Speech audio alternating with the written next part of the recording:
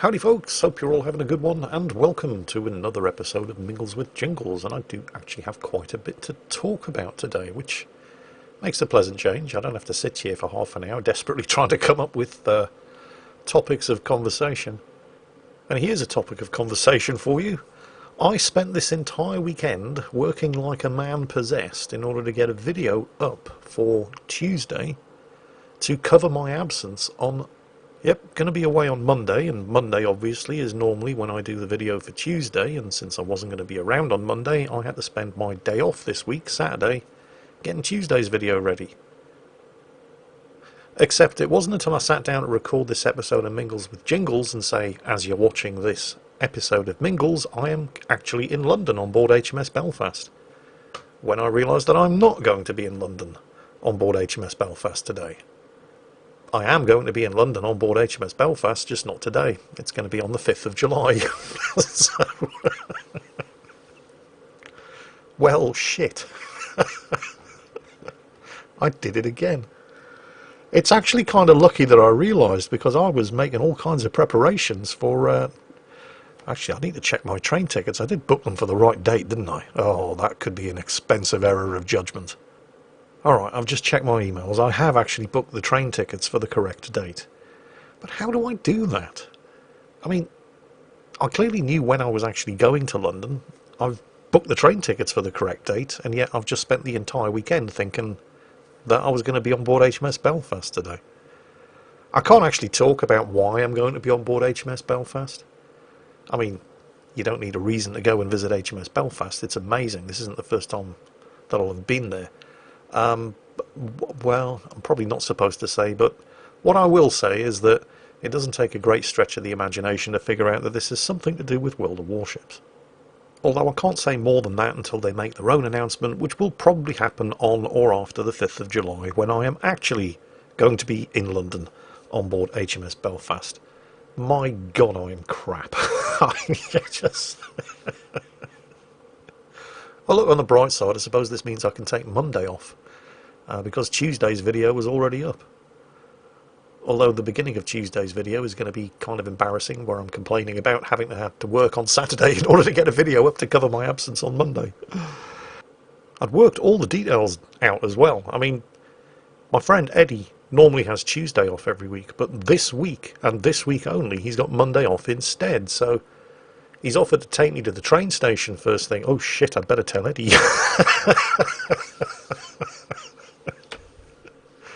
Hang on, I'll go and do that now. Right, I'm back. Eddie says I'm an idiot. To be fair, he's not wrong. Oh, right, anyway.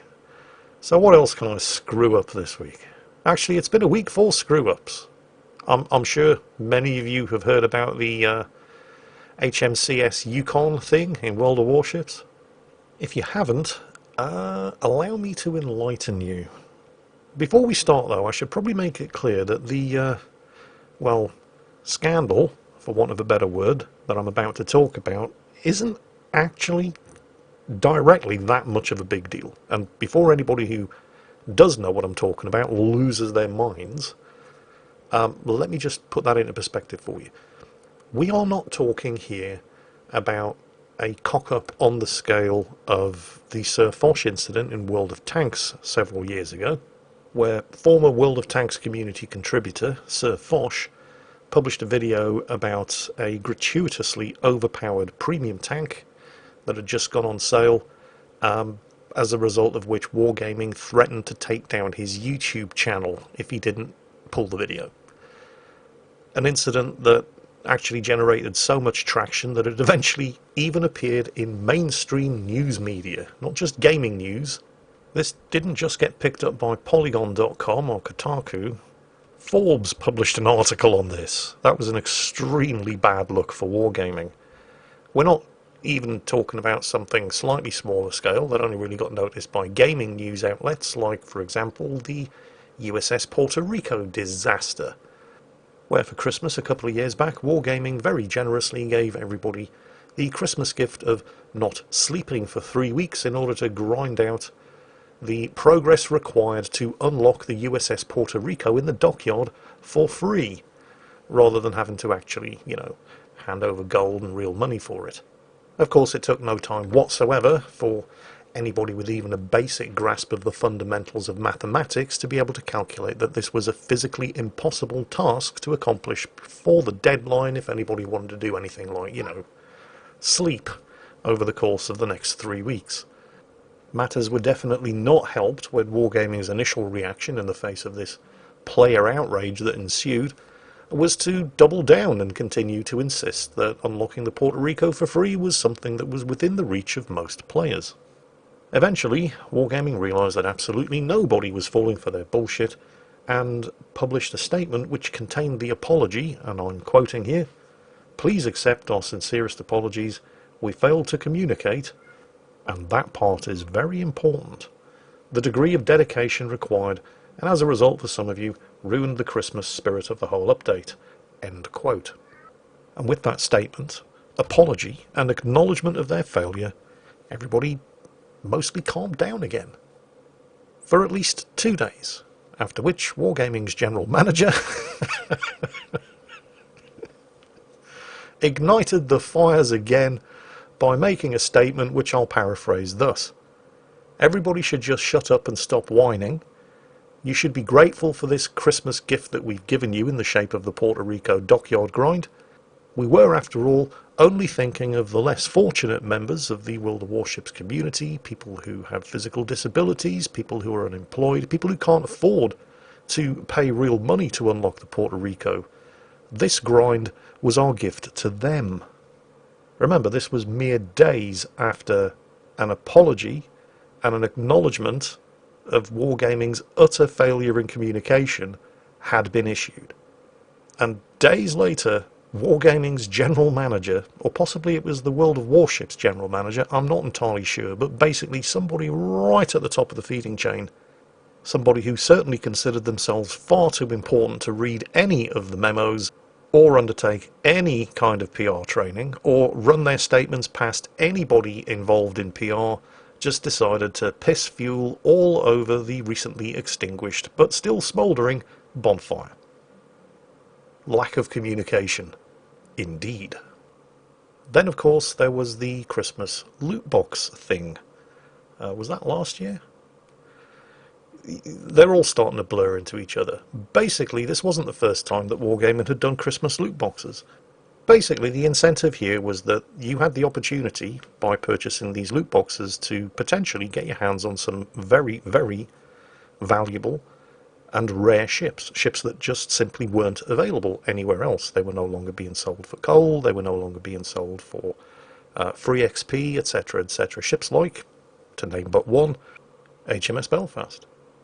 The thing is, in previous years, when they'd done these Christmas loot boxes, they had made it, well, I'm not going to say clear, but the information was there if you looked hard enough in the various different news posts that announced each year's Christmas loot boxes. There would be a note letting everybody know that the first loot boxes you opened would draw from a pool of ships on a shortlist.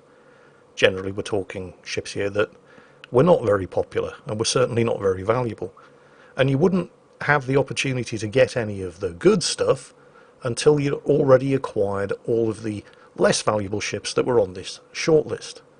So basically it was a way to get people to buy more than just one batch of loot boxes. You would only get ships from the shortlist in the first set of loot boxes that you opened until you had already acquired or already owned the ships that were on the shortlist, and only then would you have a chance of getting the better ships that weren't on the shortlist. And in previous years, this information was included. It was buried quite far down the announcement, but it was included in the announcement. Well, Christmas 2020 rolls around. The annual loot boxes make their appearance, but this time there's no mention of any shortlist.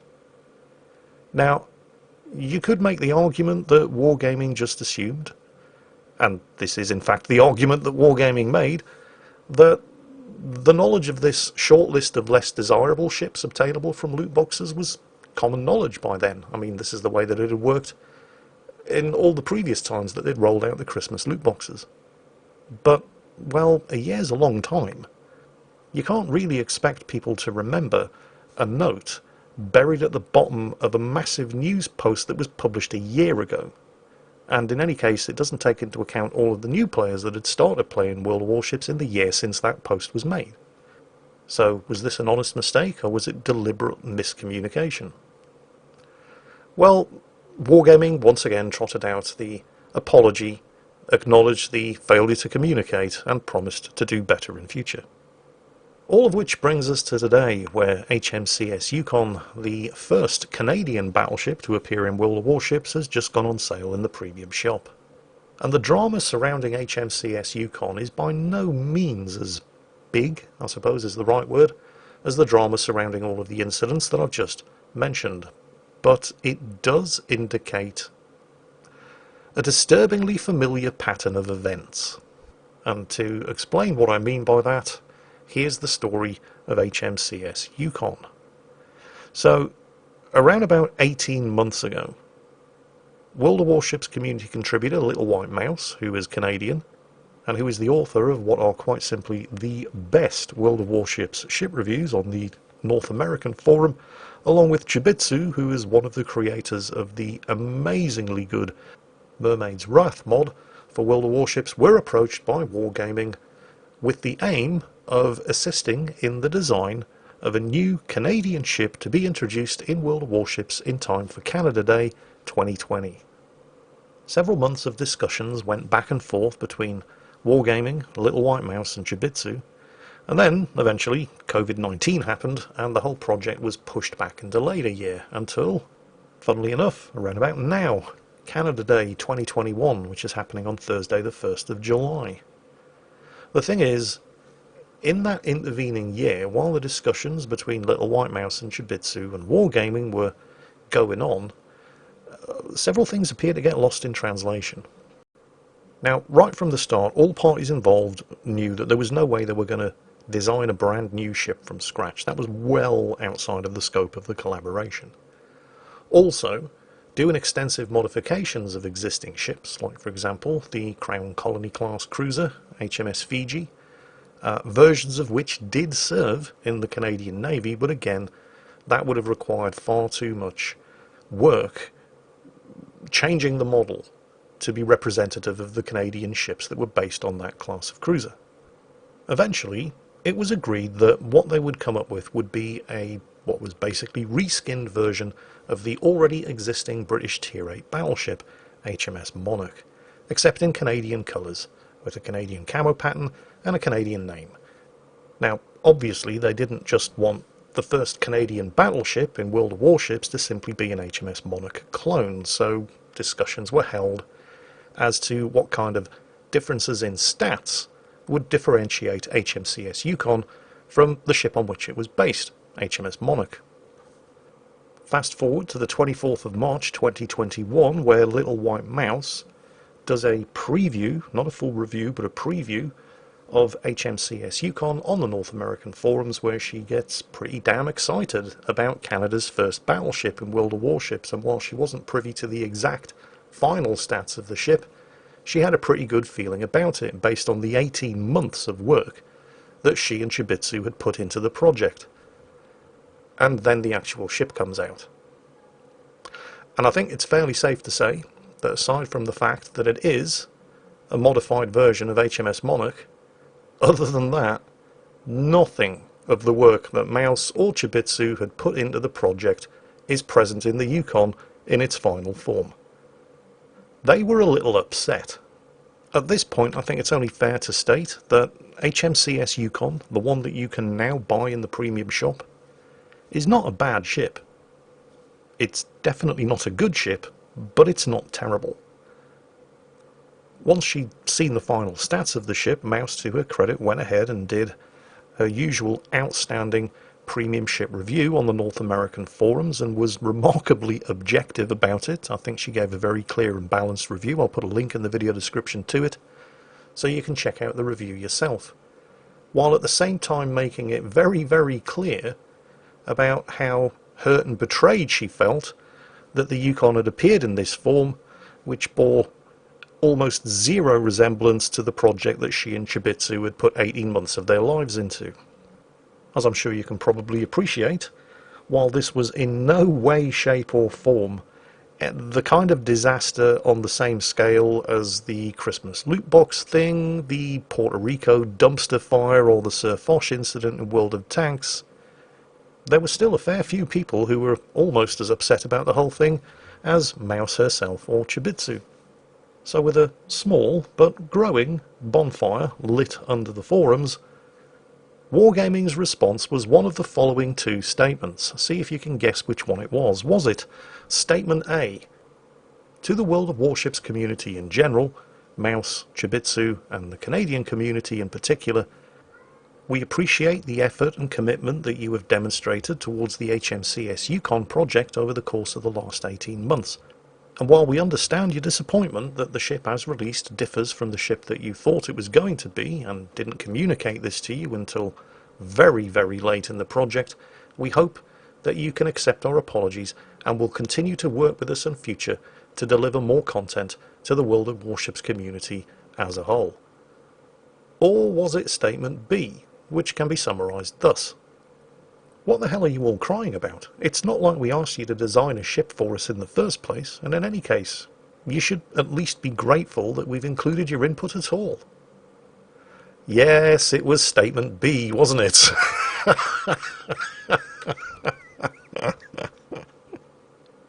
Don't worry, I'm fake laughing. The tears are real though. Yeah. The thing is, the people at Wargaming who were responsible for making that second statement, and that is basically what they said, were not necessarily aware that Chibitsu and Little White Mouse were involved as deeply as they were in the design of HMCS Yukon, that they were asked to help contribute towards the design of a Canadian ship, that almost all of the effort that they put in over the preceding 18 months, aside from the fact that it was going to be a clone of HMS Monarch, had in fact been discarded, and that Mouse and Chibitsu weren't even made aware of this until after Mouse had done her preview of the ship, despite the fact, and I have seen this with my own eyes, that both Mouse and Chibitsu's names were included on the initial project document that got passed further up the chain of command within Wargaming. And it doesn't actually surprise me that Wargaming can say this and not be lying, that people at Wargaming, higher up the food chain, genuinely didn't know that Mouse and Chibitsu had been deeply involved in the Yukon project for the best part of the last 18 months, probably weren't even aware of exactly what input Mouse and Chibitsu had in the project, and didn't think it was necessary to tell Mouse and Chibitsu that most of their work had been for nothing until it was far too late. Because that's just how Wargaming operate. There is such a fundamental lack of internal communication going on at this company, coupled with a seemingly institutional failure to involve PR people in any phase of the development process, to spot major blunders like this and head it off before it happens. Because this is a repeating pattern. It's like in other companies, PR people are either directly involved, or the people who are involved have PR training, or at the very absolute least, before anything gets released to the public, it gets run by a PR department first, in order to make sure that things like this don't happen, that things like this get addressed before they become a PR disaster. But that just doesn't seem to ever happen at Wargaming. It's as if Wargaming have a PR department, but they don't pay any attention to them, they don't include them in the process, and the only time we see the PR department is when they're getting thrown under the bus after the incident kicks off. And these incidents always kick off because Wargaming's left hand never seems to know what Wargaming's right hand is doing. Now, to be completely fair to Wargaming here, it has been a year and a half since this project started, and not everybody at Wargaming are in the same positions that they were when the project began. In fact, not many of the people who were there at the start of the project are still there today. A new project leader took over. right towards the end of the project, for example. But, well, this is why it's important to have good internal communication. But this, and involving PR people in the process, just seems to be a lesson that wargaming is institutionally incapable of learning. Again, to be fair to Wargaming, this whole thing blew up very, very recently, like right before the weekend, and they haven't had a lot of time to formulate an official response. However, the cynic in me believes that Wargaming's response is going to be the same response that they've trotted out every other time they've had a PR disaster. When they hit Sir Foch in World of Tanks with a DMCA takedown which threatened the viability of his entire YouTube channel because he'd published a video that they didn't like, they ended up by saying that they deeply regretted everything that had transpired, and it all occurred as a result of a failure to follow the established lines of communication. And then, as a sacrificial offering, they threw one of the PR team under the bus. And I know for a fact that this was a sacrificial offering, because in any other company the person responsible would have been fired, especially if they worked in PR, because they should have damn well known better. But the individual concerned instead, as a pat on the back for taking the blame for his superiors, who actually made the cock-up, a couple of months later got promoted. Then you had the USS Puerto Rico dockyard dumpster fire, which, while it didn't make the mainstream media news, was definitely a disaster of epic proportions on the PR front.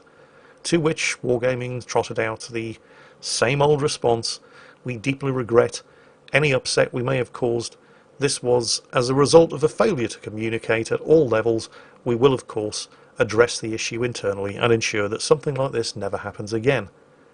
And then 2 days later, a senior executive with no PR training made everything infinitely worse by tossing out a couple of off-the-cuff remarks that displayed a staggering lack of tact. A year later, Christmas 2020, loot boxes. The whole thing blew up because of a complete failure to make the rules clear. Again, a total lack of communication. And again, it was left to the PR people to carry the can. And again, and yeah, they're starting to sound like a broken record at this point, Wargaming apologised for their failure to communicate and promised to address internal communications procedures to ensure that this kind of misunderstanding can never happen again. And then, 6 months later, Wargaming announced HMCS Yukon for Canada Day 2021, and are then surprised when the people most closely associated with the whole project don't recognise what the project's turned into, and don't understand why they weren't informed of what the project was going to turn into, and apparently also don't even realise that these people were involved in the project to the degree that they were in the first place. And the thing is, I'm not even surprised. And I believe Wargaming when they say these things, like Little White Mouse, Jibitsu, who are these people? I didn't know they were involved in the project. Well, of course you didn't know they were involved in the project. I mean, the names were on the project document right from the start, but it doesn't even remotely begin to surprise me that people at Wargaming associated with the project wouldn't even know that, because Wargaming has this long and proud tradition of the left hand being completely unaware of what the right hand is doing. And in fact, in some cases, when the left hand is working night and day to try to pour oil over the troubled waters, the right hand pops up and just makes things worse. And I'm not just referring to the incredibly tactless statement issued by one of Wargaming's managing directors in the aftermath of the Puerto Rico dumpster fire, because I just remembered something even worse, again going back to the whole Sir Foch thing in World of Tanks, which was an utter disaster.